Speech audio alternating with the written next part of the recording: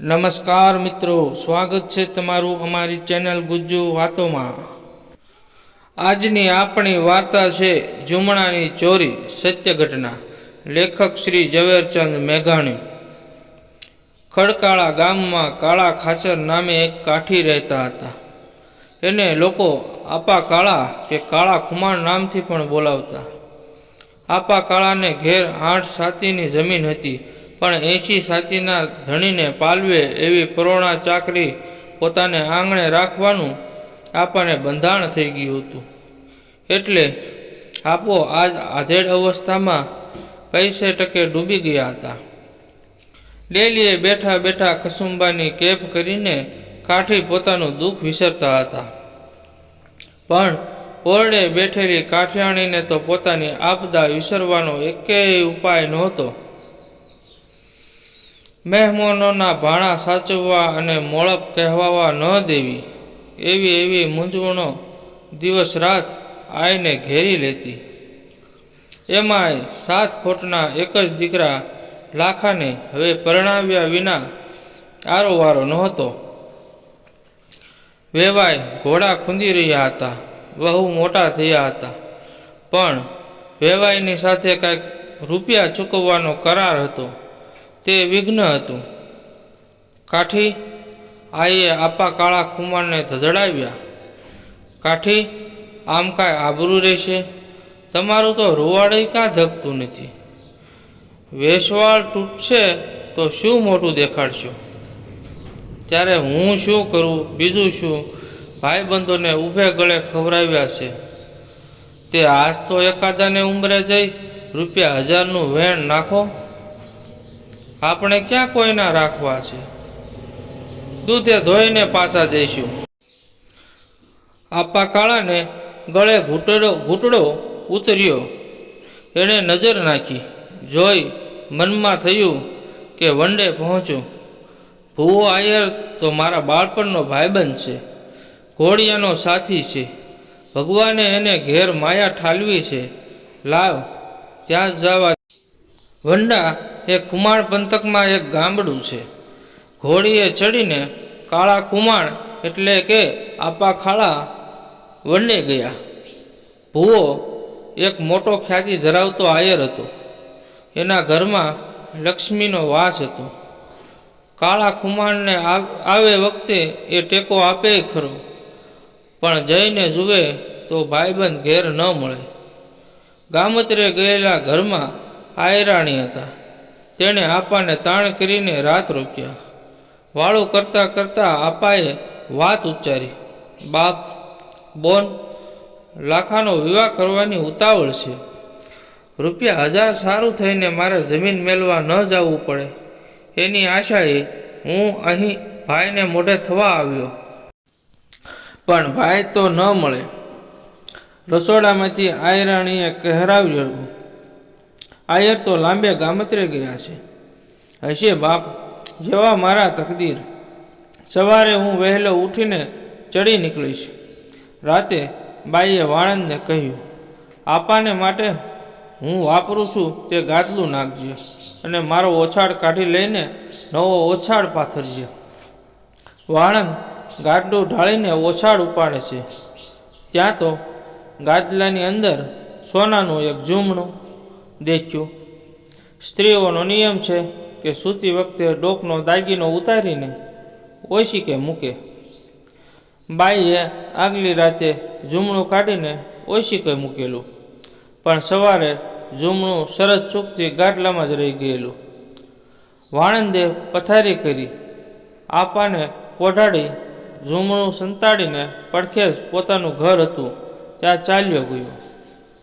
જઈને બાયડીને કહ્યું, આ લે, સંતાડી દે। આ ક્યાંથી લાવ્યા? આ તો માનું જૂમણું। બાકી ચોકી ઉઠી, ચૂપ રે રાણ, તારે એની શી પંચાત? જટ સંતાડી દે। અરે પીટિયા, આ અણહકનું જૂમણું આપણને તો ન જરે। વાણંદે બાયડીને એક થપાટ લગાવી દીધી, જૂમણું કઢીના પાટિયામાં નાખ્યું અને આખો પાટિયો ચૂલાની આગોળમાં દાટી દીધો। ભડકડું થયું, એટલે આપો કાળો ખુમાણ તો બાઈને મોઢે થયા વગર ઘોડીએ ચડીને ચાલી નીકળ્યા. ઘેર જઈને 8 સાતીમાંથી 4 સાતી જમીન વાણિયાને થાલમાં માંડી દીધી. જમીન માથે રૂપિયા 1000 લીધા અને દીકરાના લગ્ન કર્યા. અહીં વંડાના દરબારમાં શું બન્યું? આપા કાળા ખુમાણ સીધાવી ગયા. ત્યાર પછી બાઈને પોતાનું ઝૂમણું સાંભળ્યું. એણે ગાદલામાં તપાસ કરી પણ ઝૂમણું ન મળ્યું. વાળંદને બોલાવ્યો ને પૂછ્યું, એલા ઝૂમણું ગાદલામાં જ હતું, એ ક્યાં ગયું? હજામ કહે, માડી મને ખબર નથી. બાઈ સંભાળવા લાગ્યા. તો એ કોણે લીધું હશે? વાળંદ બોલ્યો, હે માં, આપો કાળો ખુમાણ તો નહીં લઈ ગયા હોય ને? એ શું કામ લે? રાતે વાત કરતા હતા કે દીકરાના લગ્નમાં 1000 રૂપિયાની જરૂર હતી. હા, આ વાત કરી, પણ કાંઈ છાના માના લઈ જાય એમાં શું માડી? મારા બાપુને એને ભાઈબંધી કરીને પૂછીને લેતા શરમ આવે. મનમાં એમ હોય કે પછી કાગળ લખી નાખીશ. બાપડાને જરૂર ખરીને એટલે બહુ વિચાર ન કર્યો હોય. હા, વાત તો ખરી લાગે છે. બાઈને ગળે ઘૂંટડો ઉતરી ગયો. થોડે દિવસે હુઓ આયર ગામતેથી ઘેરે આવ્યા. બાઈએ એને બધી વાત કહી. ઝૂમણાની વાત એને પણ ગળે ઉતરી ગઈ. એના મનમાં મિત્રને માટે બહુ માઠું લાગ્યું. પણ રૂપિયા 1000નું ઝૂમણું કળ વખળથી કઢાવી લેવું જોઈએ. એણે ખેપિયો કરીને કાગળ મોકલ્યો. ધામધૂમથી દીકરાના લગ્ન પતાવીને જાણે નવખંડની બાદશાહી સાંપડી હોય તેવા સંતોષથી કાળો ખુમાણ ડેલીમાં બેઠા બેઠા ડુંગાની ઘૂંટ તાણતા હતા. દીકરાના વહુ કોઈ સારા કુળમાંથી આવેલા એટલે લગ્નની સુખડીમાંથી જે બાકી વધેલું તેમાંથી રોજ સવારે ને બપોરે સસરાજીને કસુંબા ઉપર ઠૂંગો કરવા માટે તાસળી ભરી ભરીને મોકલતા અને સસરાજી બેઠા બેઠા સુખડી ચાવતા. 4 સાતની જમીન ચાલી ગઈ તેનો કાંઈ અફસોસ નથી રહ્યો.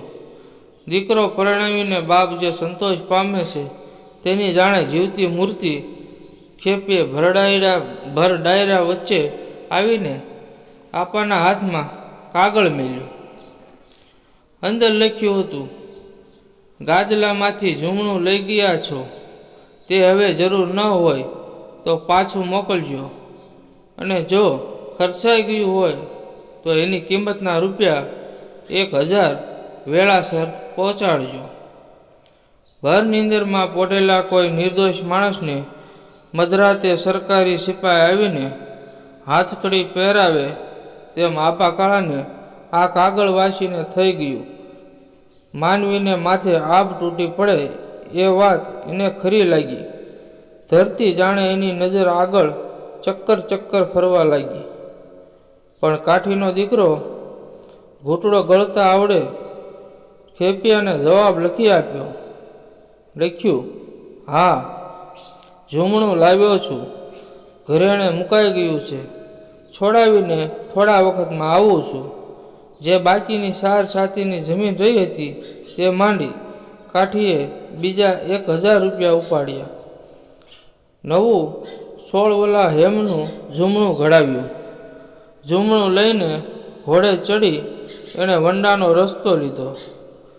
રસ્તે ચાલતા એને વિચાર આવે છે કે આ ઝૂમણું અમારું નહીં એમ કહેશે તો ઝૂમણા ઉપર વટ કાંઈ રકમ માગશે તો આ ઘોડે આપીશ, અને એટલેથી પણ નહીં માને તો એથી એના ઝૂમણાની વધારે કિંમત માગશે તો મરીશ. પડખામાં તલવાર તૈયાર હતી. ડેલીની ચોપાટમાં ભૂવો આયર બેઠા હતા. તેણે ઉઠીને હાથ લંબાવ્યા. ઓહો હો, આવો આવો કાળા ખુમાણ, પધારો એમ આવકાર દીધો. બેસાડ્યા. ઉતાવળા થઈને કાળા ખુમાણે તો ફાળિયાની ગાંઠ છોડવા માંડી. બોલ્યા, ભાઈ, આ તમારું જૂમણું, સંભાળી લો, ઊભા રહો, ઊભા રહો. ડાયરેને કસુંબા લેવા બોલાવીએ, જૂમણાની ક્યાં ઉતાવળ છે? આપા કાળા ખુમાણના રામ રમી ગયા. એને પૂરેપૂરો ધ્રાસકો પડી ગયો કે ભાઈબંધ આજ ભર ડાયરામાં મારું મોત ઊભું કરશે. દરમિયાનમાં વાણંદ ત્યાંથી સરકી ગયો. ડાયરો ધીમે ધીમે ભરાવા લાગ્યો. તેમ તેમ કાળા ખુમાણના ટાંગા તૂટવા માંડ્યા. હવે વાર નહોતી ત્યાં ભૂવો આયર ઊભા થઈને પડખાની પછી તે નાળાછોડ કરવા બેઠા. અચાનક એના કાન ચમક્યા. પછી તેની અંદર આ પ્રમાણે વાતો થતી હતી. કા રાન કહેતી હતી ને કે નહીં જરે, શું છે જૂમણું? ઘડાવીને લાવ્યો કોણ? તારો બાપ આપો કાળો ખુમાણ? અરર પીટિયા કાઠીનું મોત ઊભું કર્યું. પેશાબ કરતો કરતો ભૂ આયર આ વાત સાંભળી ગયો. એ ઠરી ગયો. હાય હાય હાય હાય એવા ઉના હાહાકાર ધમણે ધમાતી આગના ભડાકાની માફક એના હૈયામાં ભડભડી ઉઠ્યા. માથાની જાળ વહેમડે લાગી ગઈ. એ ઊભો થયો. પરબારો વાણંદના ઘરમાં ગયો. વાણંદ ઊભો ઊભો વાતો કરતો હતો ત્યાં આયરે એના ગાલ ઉપર એક અડબોથ લગાવી દીધી. પોતે 5 આંગળીએ સોનાના વેઢ પહેરેલ હતા. એની વાણંદના ગાલ ઉપર છાપ ઉઠી આવી. વાણંદે ચીસ પાડી, હે અન્નદાતા, તમારી ગૌ, કાઢ, જૂમણું કાઢ, નીકર કટકા કરી નાખું છું. આ ગોણમાંથી ખોદીને વાણંદે કઢીનો પાટિયો કાઢ્યો અને અંદરથી જૂમણું કાઢ્યું. બહાર એ જ જૂમણું ખૂબ કાળું પડી ગયેલું હતું. ફળિયામાં વીંટી બગલમાં દાબી ભૂવો ડાયરામાં આવીને બેઠો. કસુંબો તૈયાર થયો એટલે નોકરને કહ્યું, જા ઓરડે ઓલું જોડવાળું જૂમણું લઈ આવ. આપા કાળા ખુમાણે જૂમણું કાઢ્યું. એના હાથ કાંપતા હતા. ડાયરાના 1-2 ભાઈઓ બોલી ઉઠ્યા, કા આપા, અફીણનો બહુ ઉતાર આવી ગયો છે તે ધ્રુજો છો? ભૂ આયર બોલ્યો, હા હા, આપાને મોટો ઉતાર આવી ગયો છે. હમણાં કસુંબો પાઈએ આપા કાળાને આંખે અંધારા આવ્યા. ભૂવો જૂમણું ઊંચું કરીને બોલ્યો, ડાયરાના ભાઈઓ, અમારા ઘરમાં આવા 2 જૂમણા હતા. તેમાંથી એક આપો કાળો ઉપાડી ગયેલા. ચમકીને ડાયરાએ પૂછ્યું, હે, ક્યાંથી? ગાદલાના બેવડમાંથી. કેમ, ખરું ને આપા? અને ભાઈઓ, આપો અમારા બાળપણના ભાઈબંધ થાય છે હો. અરર ડાયરામાં ચીસ ઉઠી. આપાને ઉઘરાણી લખી એટલે આ હલકી કિંમતનું જૂમણું ઘડાવીને લઈ આવ્યા ને ઓલ્યું 1000 રૂપિયાનું જૂમણું ગળત કરી ગયા. ભુવા ભાઈ, આ મારી ઘોડી કાળા ખુમાણનો સ્વર તૂટ્યો.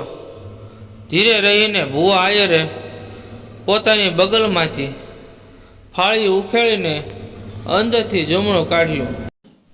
3 જૂમણા ડાયરાની વચ્ચે ફગાવ્યા અને બોલ્યો, લ્યો બા, હવે જોડ મેળવો તો. ડાયરો સજ્જડ થઈ ગયો. અખંડ જોડના 2 જૂમણાને ત્રીજું નવીન. આ શું? ભુવા આયરની આંખમાંથી આંસુની ધાર હાલી. હિમાલય રૂએ ત્યારે તેના નેત્રોમાંથી ગંગાને જમના વછૂટે. કાળા ખુમાણના પગની રજ લઈને એ બોલ્યો, કાઠી, ધન્ય હોજો તારી માને અને મારી માને માથે. ના, મારી માનો શો વાંક? મારે પોતાને માથે 1000 ખાસડા હોજો. ડાયરાના ભાઈઓ, આજ આ લાખ રૂપિયાના ગલઢેરાનું મોત બગાડવા હું ઊભો થયો હતો. મારી બાયડીએ એક વાળંદનું કહ્યું માન્યું, પણ બાયડીને શું કહું, મેં પોતે જ આવું કાં માન્યું. પેશાબ કરવા હું ઊભો ન થયો હોત તો આજ આ કાઠીને અફીણ ઘોળવું પડત. ને પછી ભૂવા આયરે કાળા કુમારને બે હાથ જોડી કહ્યું, ભાઈ, નવું જમણું તો તમારું જ છે, અને આ બેમાંથી એક જમણું મારી બેનને કાપડામાં, અને આ રૂપિયા 1000 ભાઈને વધાવવાના હો. ના પાડે એને જોગમાયાના સોગંદ છે.